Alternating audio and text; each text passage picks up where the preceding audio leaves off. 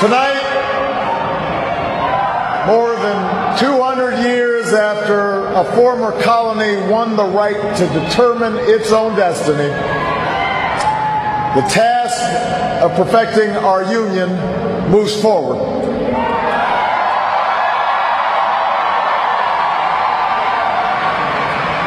It moves forward because of you. It moves forward because you reaffirmed the spirit that has triumphed over war and depression, the spirit that has lifted this country from the depths of despair to the great heights of hope, the belief that while each of us will pursue our own individual dreams, we are an American family and we rise or fall together as one nation and as one people.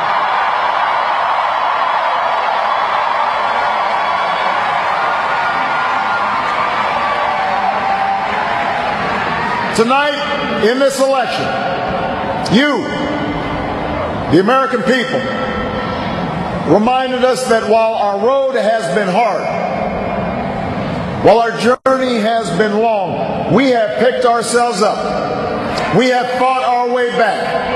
And we know in our hearts that for the United States of America, the best is yet to come.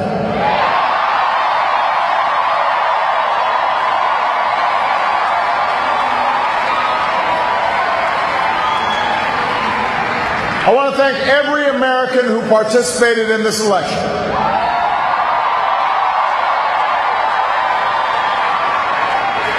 Whether you voted for the very first time or waited in line for a very long time. By the way, we have to fix that.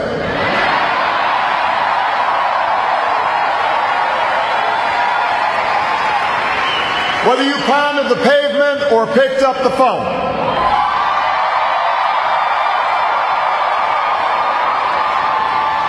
Whether you held an Obama sign or a Romney sign, you made your voice heard, and you made a difference. I just spoke with Governor Romney, and I congratulated him and Paul Ryan on a hard-fought campaign.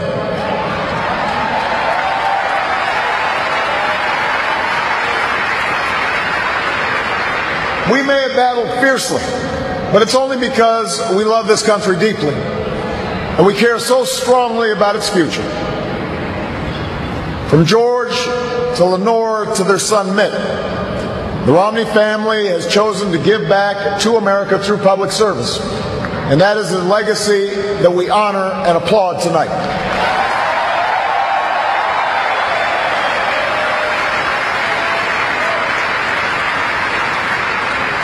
In the weeks ahead, I also look forward to sitting down with Governor Romney to talk about where we can work together to move this country forward.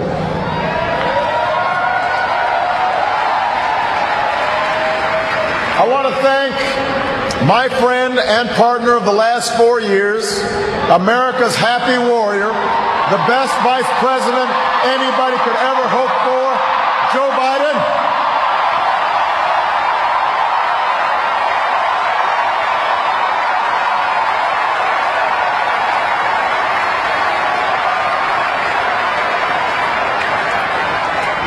And I wouldn't be the man I am today without the woman who agreed to marry me 20 years ago.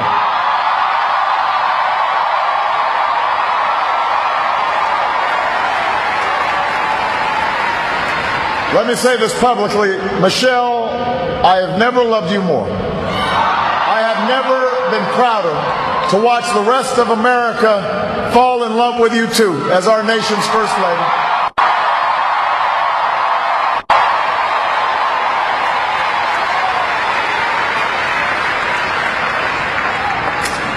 Sasha and Malia, before our very eyes, you're growing up to become two strong, smart, beautiful young women, just like your mom. And I'm so proud of you guys. But I will say that for now, one dog's probably enough.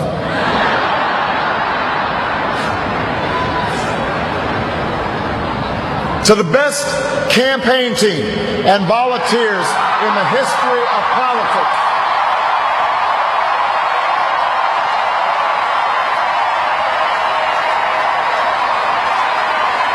The best. The best ever.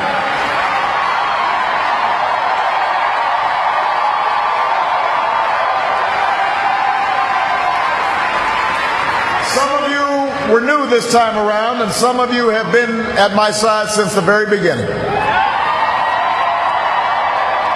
But all of you are family. No matter what you do or where you go from here, you will carry the memory of the history we made together. And you will have the lifelong appreciation of a grateful president. Thank you for believing all the way to every hill, to every valley. You lifted me up the whole way, and I will always be grateful for everything that you've done and all the incredible work that you put in.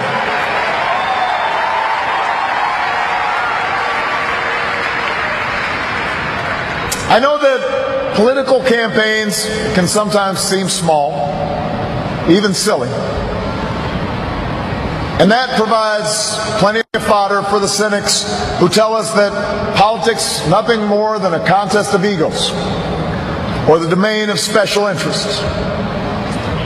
But if you ever get the chance to talk to folks who turned out at our rallies and crowded along a rope line in a high school gym, or saw folks working late at a campaign office in some tiny county far away from home, you'll discover something else. You'll hear the determination in the voice of a young field organizer who's working his way through college and wants to make sure every child has that same opportunity.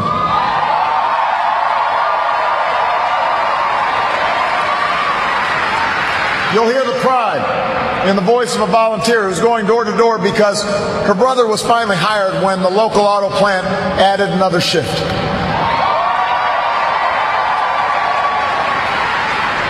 You'll hear the deep patriotism in the voice of a military spouse who's working the phones late at night to make sure that no one who fights for this country ever has to fight for a job or a roof over their head when they come home.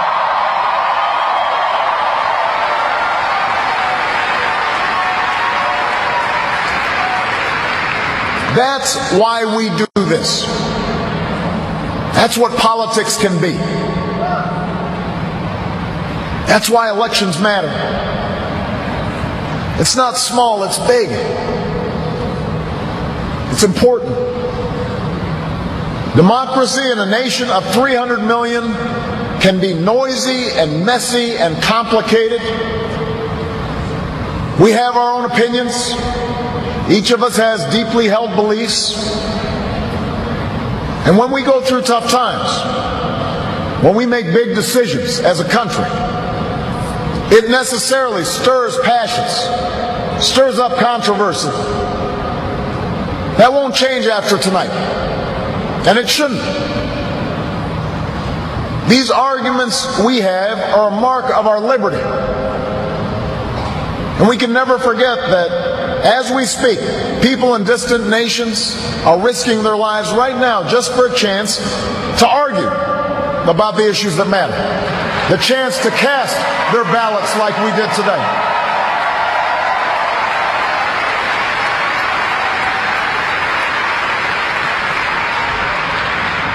But despite all our differences, most of us share certain hopes for America's future. We want our kids to grow up in a country where they have access to the best schools and the best teachers. A country that lives up to its legacy as the global leader in technology and discovery and innovation, with all the good jobs and new businesses that follow. We want our children to live in America that isn't burdened by debt, that isn't weakened by inequality, that isn't threatened by the destructive power of a warming planet.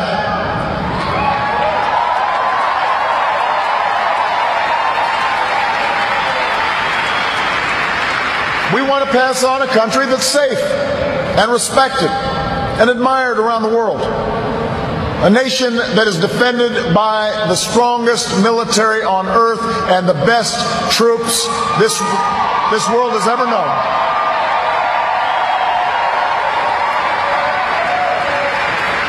But also a country that moves with confidence beyond this time of war to shape a peace that is built on the promise of freedom and dignity for every human being.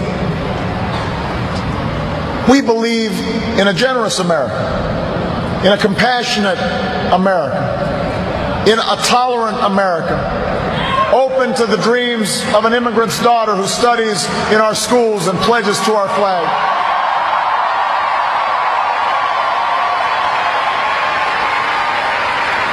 To the young boy on the south side of Chicago who sees a life beyond the nearest street corner.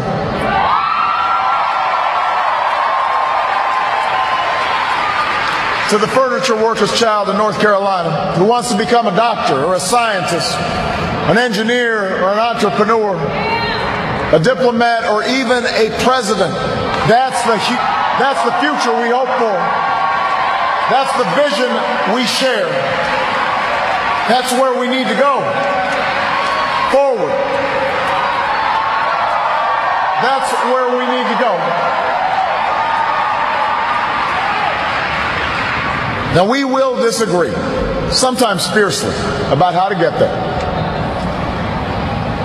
As it has for more than 2 centuries, progress will come in fits and starts. It's not always a straight line. It's not always a smooth path. By itself, the recognition that we have common hopes and dreams won't end all the gridlock or solve all our problems or substitute for the painstaking work of building consensus and making the difficult compromises needed to move this country forward. But that common bond is where we must begin. Our economy is recovering. A decade of war is ending. A long campaign is now over.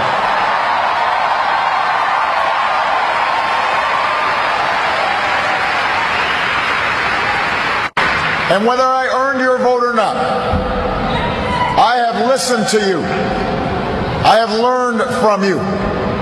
And you've made me a better president. And with your stories and your struggles, I return to the White House more determined and more inspired than ever about the work there is to do and the future that lies ahead.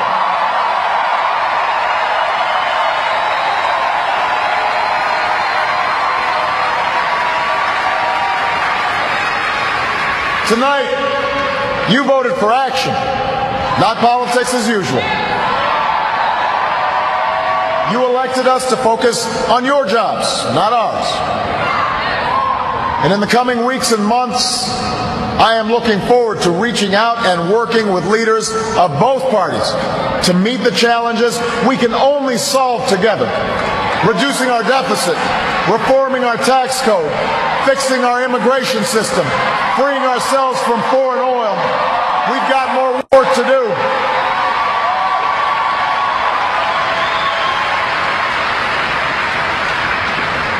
But that doesn't mean your work is done. The role of citizen in our democracy does not end with your vote.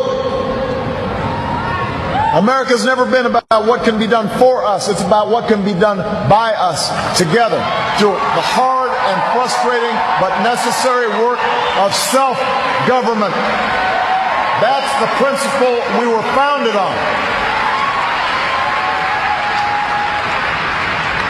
This country has more wealth than any nation, but that's not what makes us rich. We have the most powerful military in history, but that's not what makes us strong. Our university, our culture, are all the envy of the world, but that's not what keeps the world coming to our shores. What makes America exceptional are the bonds that hold together the most diverse nation on earth.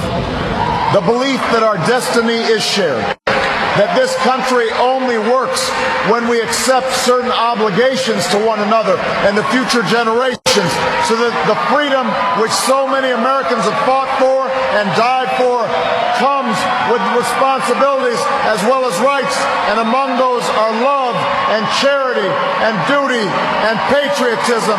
That's what makes America great.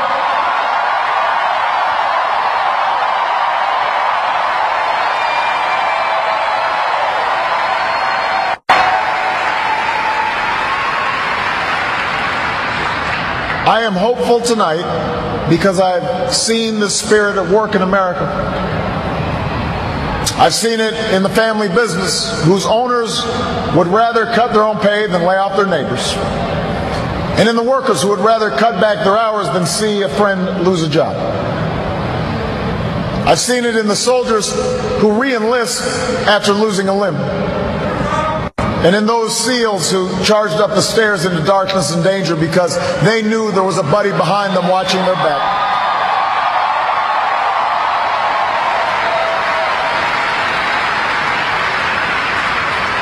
I've seen it on the shores of New Jersey and New York, where leaders from every party and level of government have swept aside their differences to help a community rebuild from the wreckage of a terrible storm.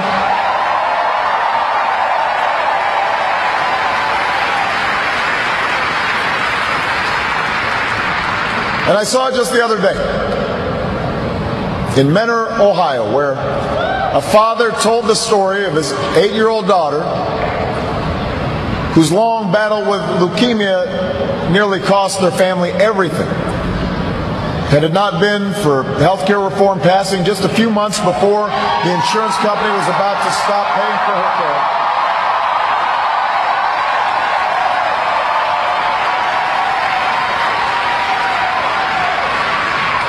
I had an opportunity to not just talk to the father, but meet this incredible daughter of his. And when he spoke to the crowd, listening to that father's story, every parent in that room had tears in their eyes. Because we knew that little girl could be our own. And I know that every American wants her future to be just as bright. That's who we are. That's the country I'm so proud to lead as your president.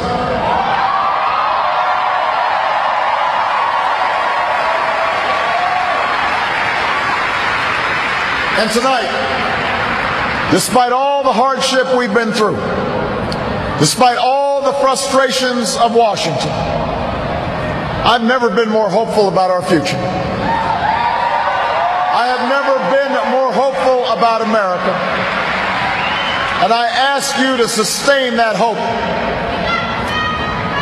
I'm not talking about blind optimism, the kind of hope that just ignores the enormity of the tasks ahead or the roadblocks that stand in our path. I'm not talking about the wishful idealism that allows us to just sit on the sidelines or shirk from a fight. I have always believed that hope is that stubborn thing inside us that insists, despite all the evidence to the contrary, that something better awaits us, so long as we have the courage to keep reaching, to keep working, to keep fighting.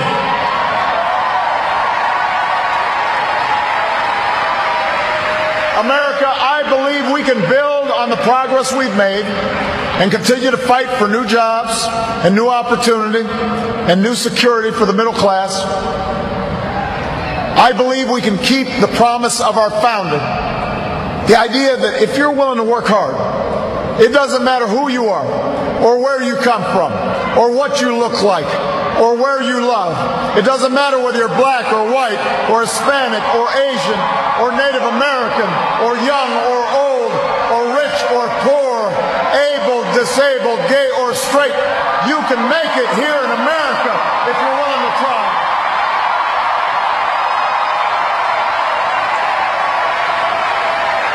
I believe we can seize this future together because we are not as divided as our politics suggest. We're not as cynical as the pundits believe. We are greater than the sum of our individual ambitions, and we remain more than a collection of red states and blue states. We are and forever will will be the United States of America.